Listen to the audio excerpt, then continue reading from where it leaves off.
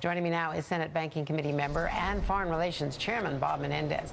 Senator, why do you think that sanctions should be increased?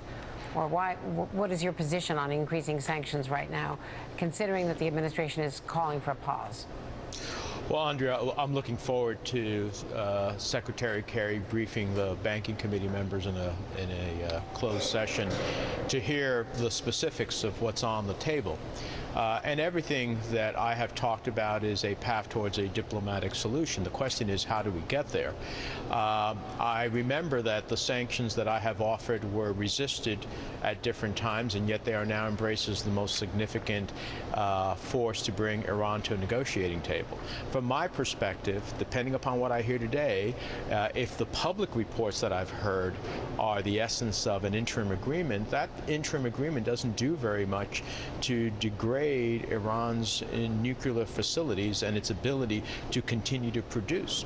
And so it seems to me that it is both an insurance policy for the United States and its allies if Iran ultimately doesn't pursue the path of the negotiations and the UN Security Council resolutions that have been passed, and as an incentive to Iran to understand that if they don't strike a deal, then here are the consequences. Now, we have proposed looking at sanctions that can ultimately self-destruct if an agreement is reached, so that the new sanctions wouldn't even go into effect. And any sanctions we've ever proposed and that have passed into law take anywhere from 6 months to a year. So its effect would not be there, but its process of being able to move forward and understanding what is pending is, in my mind, an incentive to ultimately achieve the diplomatic solution we want. What is your bottom line, Senator?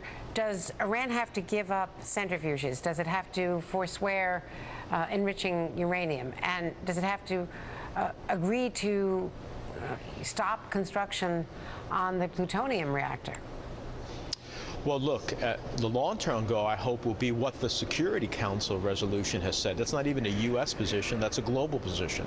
They have said Iran must cease to enrich, and it must have more robust protocols, which means further inspections not only of the sites that we have somewhat access to, but, for example, the Parchin military site, where we believe weaponization is taking place for a nuclear weapon. So, at a minimum, it would be what the United Nations itself has said. Iran has the right to a civilian, peaceful nuclear program, but they have no right under international law to enrich. And that is a fundamental difference. Our neighbors, Canada, Mexico, have a civilian nuclear program for nuclear energy, but they ultimately don't enrich domestically. And so that is a critical issue. And when we look at the Iraq plutonium reactor, the reactor moving towards the production of plutonium, I have to be honest with you, that bewilders the world, because the only real purpose for that is ultimately to create the type of plutonium that gives it a separate track towards nuclear weapons. That has to cease its construction. The National Security Advisor, Susan Rice, just told Walter Isaacson at the Aspen Ideas Atlantic Conference at the museum that, quote, Netanyahu can't judge an Iran deal because it's not even done yet. Should we give veto power to Israel over this negotiation?